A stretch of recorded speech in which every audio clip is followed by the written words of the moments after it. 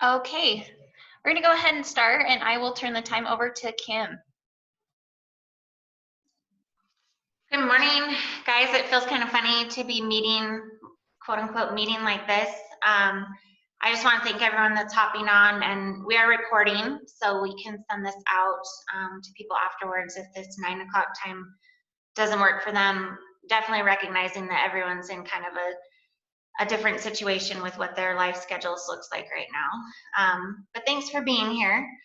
As with all of you, ODA has had to pivot over these last several months and paused our meetings, paused our events, redrafted and drafted again budgets, and the same things that you guys are dealing with in your businesses we're dealing with here. So really sympathetic and seeing a lot of the same things that you're seeing and trying to be as supportive as we can. We wanted to use this time today to give a recap of the ways that the Downtown Alliance has shifted and tried to pivot during this time, and resources that have become either available through our organization or that we're acting as a hub spot for.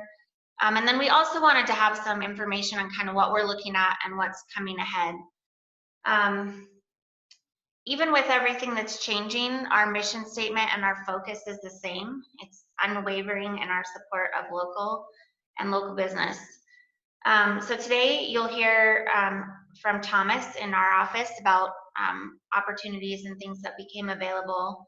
You'll also hear from Sarah Mace with Ogden City Community and Economic Development on some city-specific support systems and funding, as well as an update on the MAKE Ogden plan, something that we really wanted to make sure that even as everyone is in crisis mode, that we're still making space and being a bridge to see those long-range visions come into play. Visit Ogden, Lindsay from Visit Ogden will be sharing a look ahead with what's coming with tourism. And then you'll hear from Haley and some ongoing resources from our office. I just again want to say thank you to everyone that has reached out to our office, whether in email or Facebook messages, and everything that you guys have sent has helped us to be quick and nimble in responding to the needs that you guys are seeing, and helping us to bring just a sense of community. And I'm really proud of the way that our community has responded in supporting one another, and I appreciate all of you guys in that. Thomas, why don't you go ahead and give us a recap? Absolutely. So like Kim said, we at Ogden Downtown Alliance really had to pivot in the middle of this, just as everybody else did. And so we had to think of a few ways that we could answer to the community, as well as answer back to our mission, even with a lot of our events on pause. And so what we really started thinking about is how can we become a hub of information for the community? And then after that, what are some practical things that we could do to help alleviate some stress during this time? And sorry.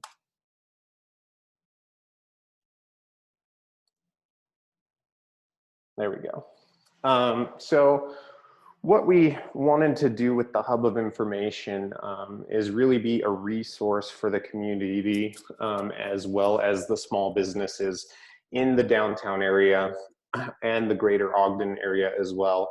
But what we really focused on doing was compiling information from a wide variety of sources and putting it in one accessible space for either community or business. And so how we answered to that is we created a couple different landing pages on our website that were updated really frequently as information was coming in. One of those was community focused, and what we did there is we took and put information as it was coming in from Ogden City, from the Lieber Morgan Health Department, as well as from the state of Utah, things that were going to be really relevant for how people could stay safe and really stay home, and then some resources that were available for them in the case of maybe they had a job loss or obviously a massive shift in their regular responsibilities in their job. And then the other thing we wanted to do with that is have a way so that the people that may not have been hit as harshly, but still wanted to help their community, ways that they could actually still support local businesses and the community as a whole during the stay home and after everything has shifted. The other thing that we did is we created another page that was specifically business focused, and what this one was is more of a compilation of funding available as it came down from the federal level, state level, and the city level. There were a number of different funding opportunities for businesses to stay afloat, to cover their payroll, to take care of their employees, and then we also included some ways that they could continue to communicate with their customers and really look out for employees. Those are the big things, is how do they stay afloat, how do they pay their bills, and how do they communicate with their customers so that when we come out of this, they're ready to go and get back strong. Is it not jumping slides for me? There we go. And so the other thing we wanted to do after all of that compilation of information that we did on those 2 pages is what are some practical things that we could do that are going to be helpful for the community and then helpful for the local businesses. So one thing that we did is during that time, we were highlighting some of the businesses that were doing really cool things that really shifted their focus to help the greater community. Some of those businesses were Ogden's own distillery, how they shifted their focus from, making vodka to making hand sanitizer when there was a massive shortage of that available at the time. Beehive Cheese was donating lots of boxed lunches during this time. Coleman Knitting Mills had shifted from making their typical, I think they make cheerwear and like Letterman jackets, to making masks for frontline workers. And there's a number of other local businesses that were doing really cool things that may not have been highlighted here, but it was a good thing and a really encouraging thing to see during that time when everybody's stressed out, to see what businesses were doing in response to that in a positive way. Another thing that we did is we were working with Visit Ogden, Ogden City, and Weber County. One of those things was with Visit Ogden. We held a webinar series that was over 3 weeks for business owners. All they had to do was sign up and attend. That was really for how they could use social media during this time to communicate with their customers. Another thing that we did along with Ogden City, and I believe these came down from the state, but they had personal protective equipment packs that businesses could sign up for, just list the number of employees, the type of business they were, and then the state provided PPE for them. The Ogden Downtown Alliance team participated in the distribution of those.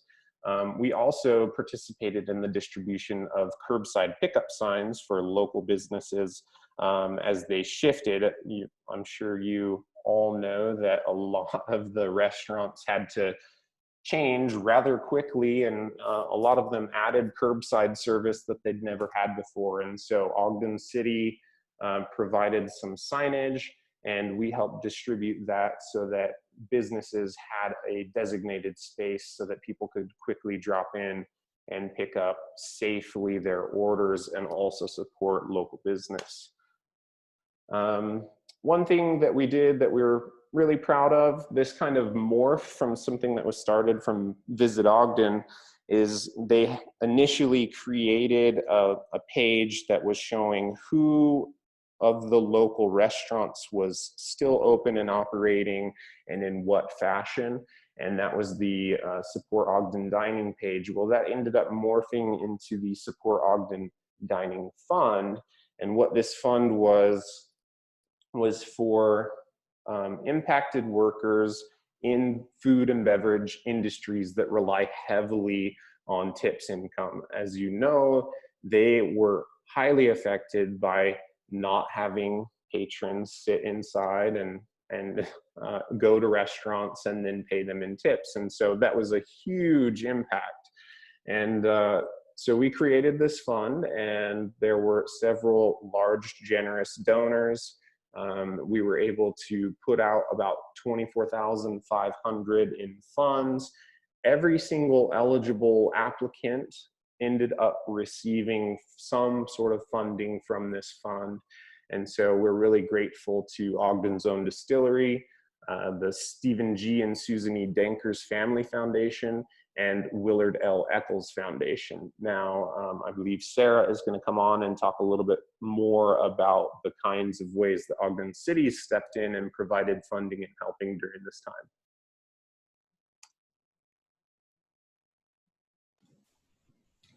All right, thank you, Thomas. So we'll get started with an update on some of the business resources that are available for COVID-19. And then we'll shift gears a little bit and share an update on the MAKE Ogden downtown plan. So just to get started with resources from the city, we're really excited to launch a new business grant program. It's called Ogden Cares. And these grants are intended to support Ogden businesses that have been impacted by COVID-19. The grants can be used for two different purposes. First, the grants can help businesses and nonprofits that have an unmet financial need due to COVID-19. So that basically just means that if your business or organization has expenses that have exceeded what you can cover through your revenue, or through other COVID-19 financial assistance, that's the gap that we could look to fund with our grant program. And we would be able to consider covering the shortfall from March 1st until the date that you apply for the grant program. The other purpose that the grants can be used for is to help retail and food service businesses in the Central Business District that need to make some physical changes to their business location to better accommodate social distancing. Businesses are eligible to apply for both programs. So if you're looking both to cover that unmet financial need and fund some of the physical changes you may need to make at your business, we would definitely encourage you to go ahead and apply for both programs. Just the basic eligibility requirements: the business does have to be located within Ogden City and have a current Ogden City business license. We have heard from a couple nonprofits and home-based occupations that may not be licensed. And if that's your situation, please just contact us directly and we can work out some other documentation just to show that your organization is in fact located in Ogden. So we're planning to accept applications for this grant program as long as we have funding available. All complete applications that are submitted by the Friday of each week will be reviewed the following week. So there's basically a Friday cutoff each week, and then your application will be reviewed in that round the following week. You can find all of the program guidelines and application material at ogdencares.com. We are hoping to launch an online application process starting next week. But for now, we just have fillable PDF forms that you can download and return either by email or by hard copy. If you have any questions at all about the program, just shoot us an email at ogdencares@ogdencity.com, and one of our team members will get back to you quickly on that.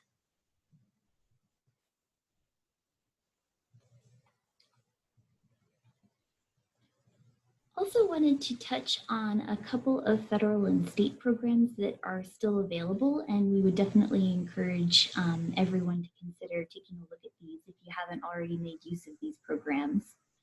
The Paycheck Protection Program, or the PPP loan program, has recently had the application deadline extended until August 8th. So if you haven't applied for that program yet and you're interested, we would encourage you to contact your bank or lender and see what it would look like to put in an application for the PPP loan program. The SBA, or the Small Business Administration, is accepting applications again for its EIDL, or disaster loan program. And that includes the $10,000 advance that does not have to be repaid. For that program, you would apply directly on the SBA website. And then finally, the state still has a pretty significant amount of funding available in its commercial rental assistance program. They've recently relaxed some of the requirements for that program to try to make it easier for businesses to qualify for and apply for that program. And that program is a grant. It can fund 50 to 100% of rent expenses for up to 2 months with a max of $15,000.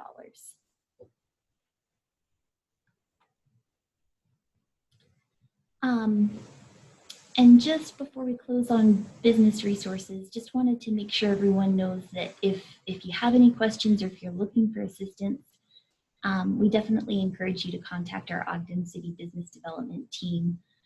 We want to be here as a resource for businesses that are dealing with this situation, and see what we can do to help connect you with resources, whether it's city resources or some of those state and federal programs. The state is also maintaining a really great comprehensive guide to business resources that's on the statewide coronavirus website. And they also have a service that they're calling the Rapid Response Team. And that allows you to submit questions that you may have through an online form. And then the state has put together a team that can respond to you quickly and help resolve those questions. And then lastly, we would just, of course, encourage everybody to visit the Weber Morgan Health Department to keep track of the latest local updates for case counts and business guidelines for our community. So that's everything I have on resources. And I don't know if we want to take some questions now or just hold until the end. If anyone has any questions, they can ask them now just through the question and answer tab, either at the bottom or top of your screen.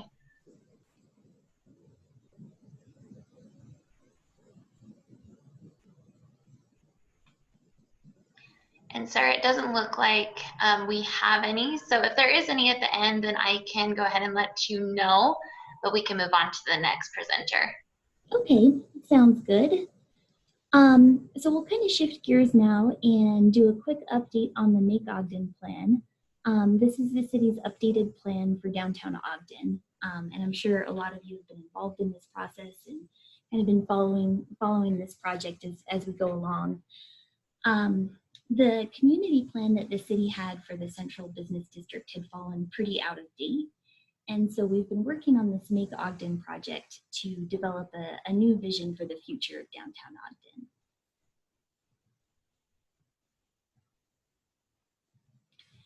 So this project launched back in the spring of 2019.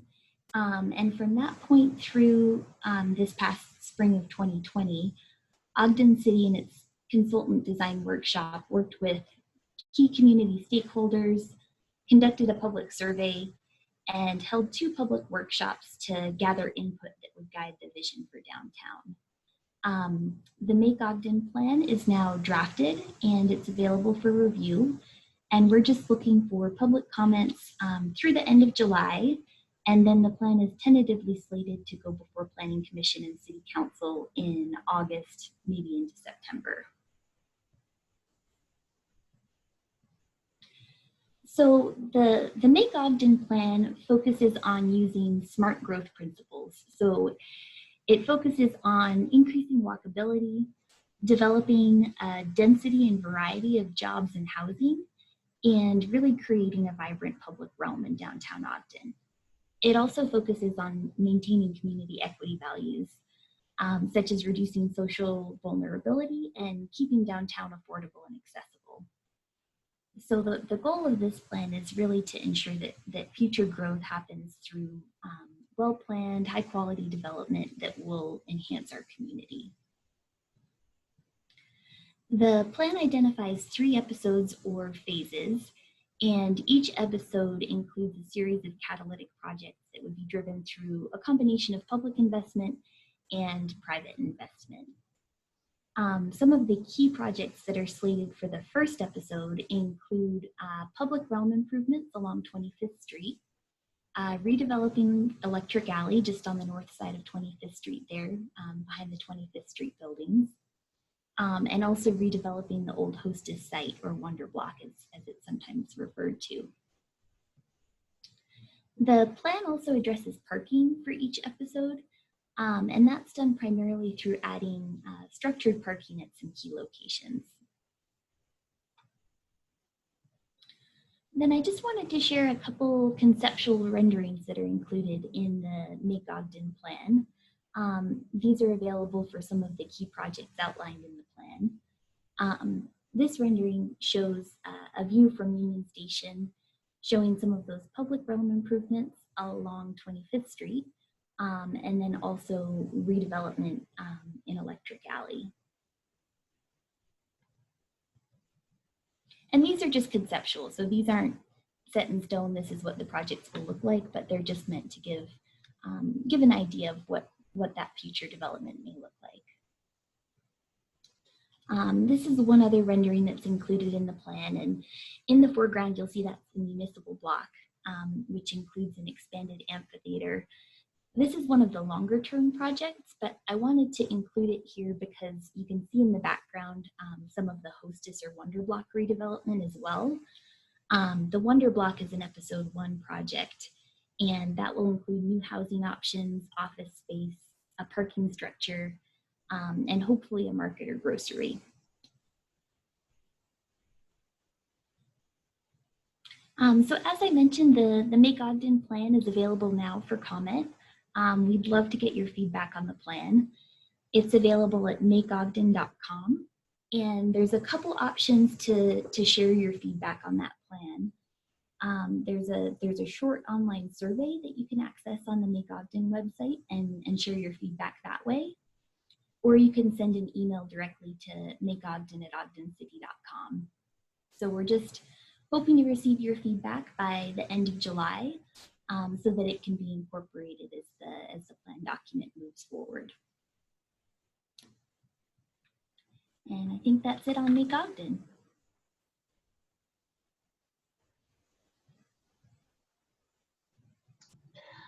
Okay, Sarah, we do have just one question for you. Let's see here. So someone is wondering if any of the MAKE Ogden plans include piping for secondary water for residents.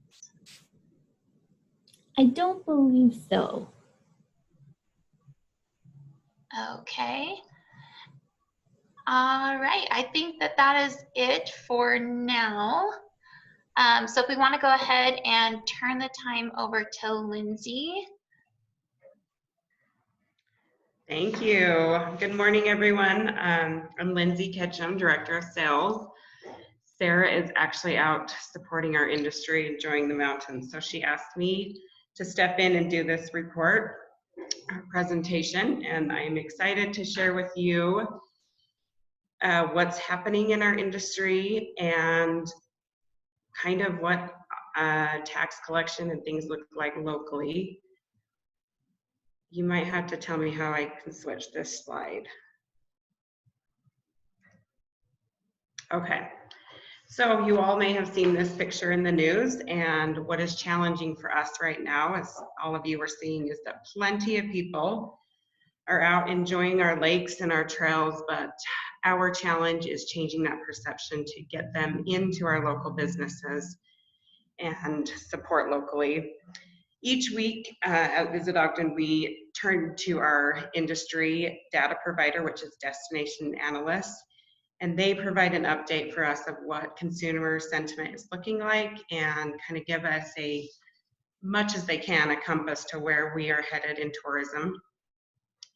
This first graph from this week shows that 63% of American travelers feel the pandemic is going to get worse in the US in the next month, up dramatically from 34% at the beginning of June. So as you can see, we went a couple months where everybody was just kind of in limbo and waiting to see what would happen, and we had a rather polarizing first week of June where consumer sentiment went dramatically up in terms of how they feel this virus is going in the future. Americans reported their ability to be inspired to travel in the next 3 months, even under attractive conditions, much less with the worsening of the pandemic. The percent of Americans saying that there are certain destinations they would normally consider visiting, but now absolutely will not, jumped almost 10% in just 1 week.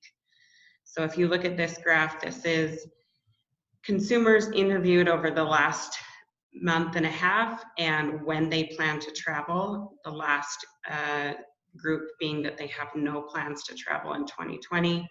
And as you can see, as time goes on throughout the summer, that percentage of Americans not willing to travel is going up. And the reason, when they were asked why they wouldn't travel, rising coronaviruses, perceived unsatisfactory management of the situation, and as well as expected poor behavior of other tourists. I think the picture of the Florida beaches gives us that perception. The top 3 most important destination attributes. So this is saying what is most important when traveling to a destination: affordable, relaxing, and uncrowded. With all of that being said, there are still Americans traveling. 16.5% took a trip for the 4th of July, which is more than double the number of that took a trip for Memorial Day. The profile for these holiday travelers: younger, male, urban, and affluent. And they are looking for destinations that are more affordable than they would have been before this pandemic.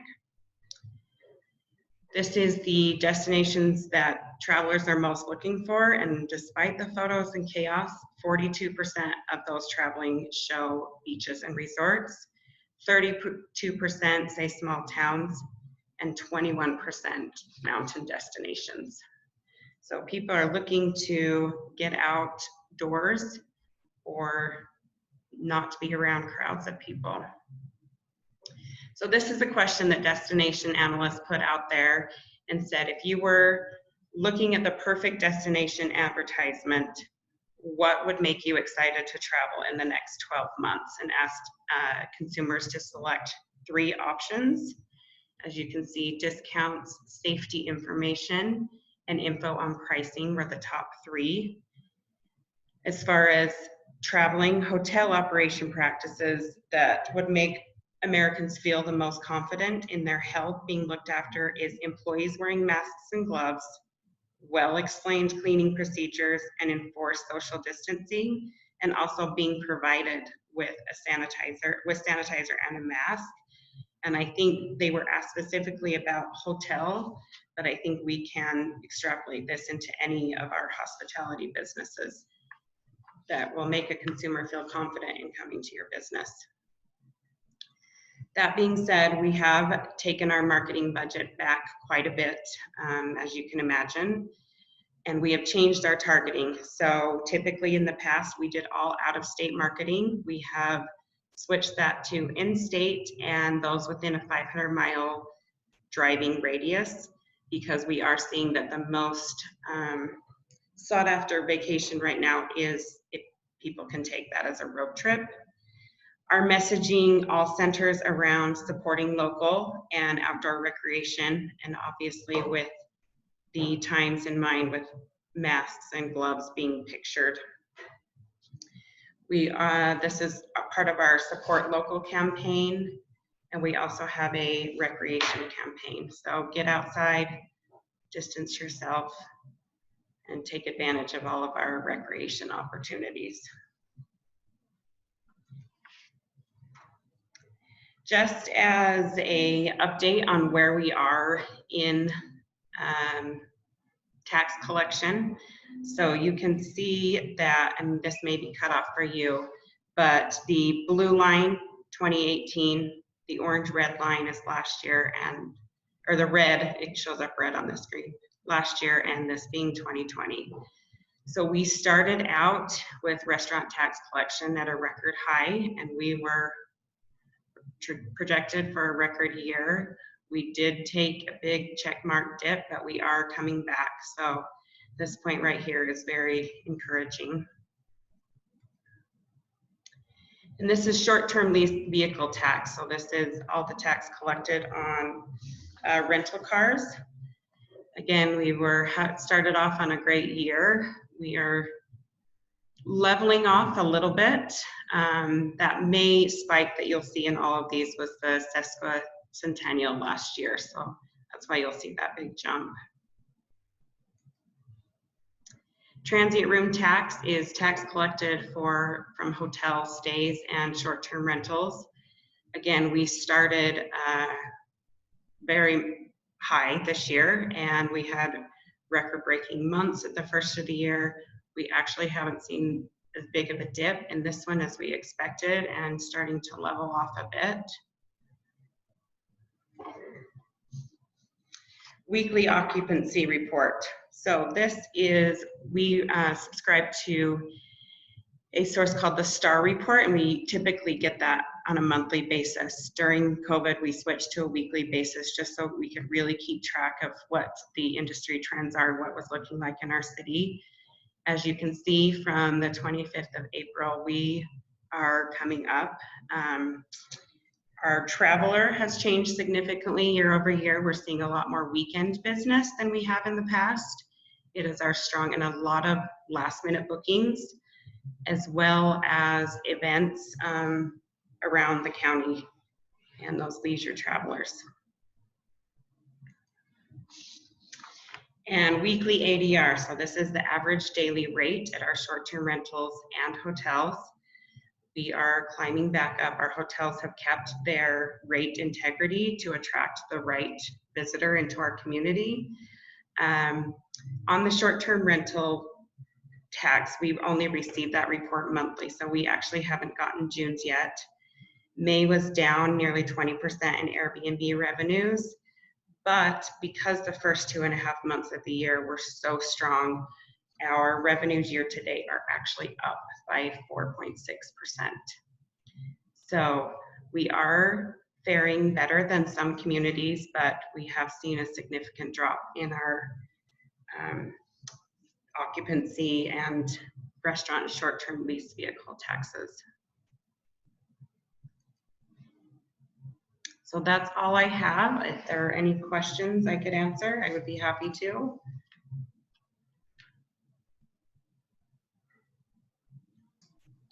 It doesn't look like we had any for you, Lindsay, but thank you. Yeah, you bet. Thank you. Okay, so now we will turn the time over to Haley Van Patten. Awesome. Thank you. And thank you again to Thomas, Lindsay, and Sarah for presenting. I wanted to just take a moment to wrap up all that was just talked about. I know it seems like a lot of information, a lot of facts and figures, and the purpose of today's town hall really is to provide that state of the downtown update again for you all, as things look a lot different now than we thought they would look maybe back in January when we had our VIP town hall.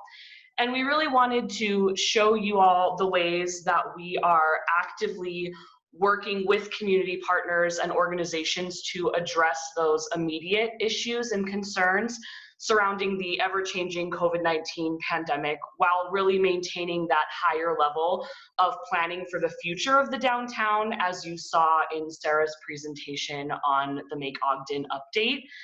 So as the Ogden Downtown Alliance, a key aspect of our mission statement really focuses on the economic vitality and community vibrancy of the downtown.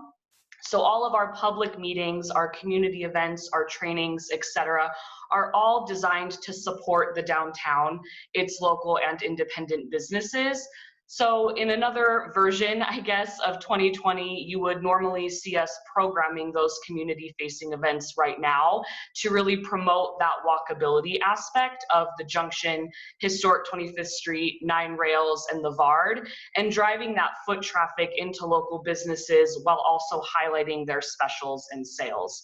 obviously we've had to rethink some of those pieces and really kind of alter our angle and what we're doing. And while those things have changed and we are changing the way that we do things for the remainder of 2020 and possibly beyond, our commitment to local really is unwavering, like Kim mentioned earlier, and we will continue moving forward to ensure that our communication efforts really do answer back to our mission statement.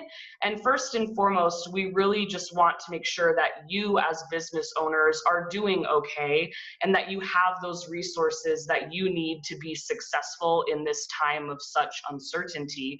And throughout the COVID-19 pandemic, you really all have continued to prove that independent really does not mean alone. You've quickly adapted, sometimes it seems on a day-to-day, maybe even hour-to-hour basis, really making those tough decisions while keeping the health and well-being of your employees and our community members a top priority. And so we've seen you rally together already to do that. And so we definitely know that it's possible to continue and for all of us to move forward as a united front. So in closing, I really just want to say thank you to those of you who are tuning in. Your participation matters. Your input is greatly appreciated. We are definitely grateful for your patience and cooperation as we continue to navigate COVID-19 together and just kind of this new state of the downtown. We're all in the same boat, and separately we might not have all the right answers, but definitely when we put our heads together and our ideas together, we'll come out on the other side stronger. So we're really happy that you're hanging in there with us and tuning in today. I do want to leave you just with a few digital resources so that you can stay connected with us and our team moving forward. Usually I'm out several days a week doing in-person business visits. Those have decreased a little as I'm trying to be respectful of business owners and their space and what you're doing with your own businesses and your own operations day to day. So definitely tagging us on Facebook and Instagram if you have new hours of operations or new sales specials and products that you want shared, sending us a direct message or an email or visiting our website for more information. Those are really the best ways to stay in touch, making sure that you're getting our emails, that you're tuning into our town halls and our other meetings that we may move online, things like that, just so that we can all stay connected. That is greatly appreciated. And I guess if there are any questions for me or for anyone else that you've thought of, drop those in the Q&A box now, but I think that's all I have. So thank you so much for tuning in. Okay, so we do just have a few questions. Haley, if you wouldn't mind, or whoever feels like they may be able to answer best. We have one that is a retail space owner. How do I find out what is open and their hours to pass along to customers? That's a great question. I'm not aware, I do not think that we have like a database on our website, like a directory for that kind of information, but we have been trying, Thomas and I collectively, to really share out that information across social media. Each of the districts that I mentioned previously have their own Facebook and Instagram pages, and then we have our larger Ogden downtown page. So we've been trying to kind of keep our eye on that information to share who's doing what and kind of who has altered their hours of operation and what their plans might be. Great, thank you. Another one, Kim, I don't know if you can speak to this one. Someone had asked, who is in charge of the flower pots hanging on 25th Street?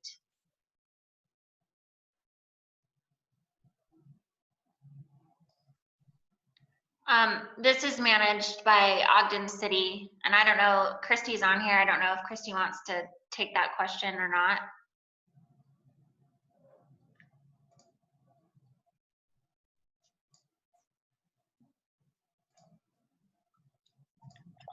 Yeah, we have a new vendor this year. We had the same vendor for quite a few years, and we went out to bid and picked up a new vendor that is a local Zach Family Farms, and so we're excited to work with them this year as our new flower grower.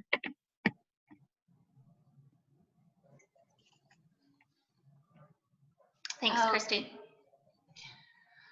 Okay, and then Haley, we had a question regarding parking passes, and I did tell them the best way to contact you is going to be by email.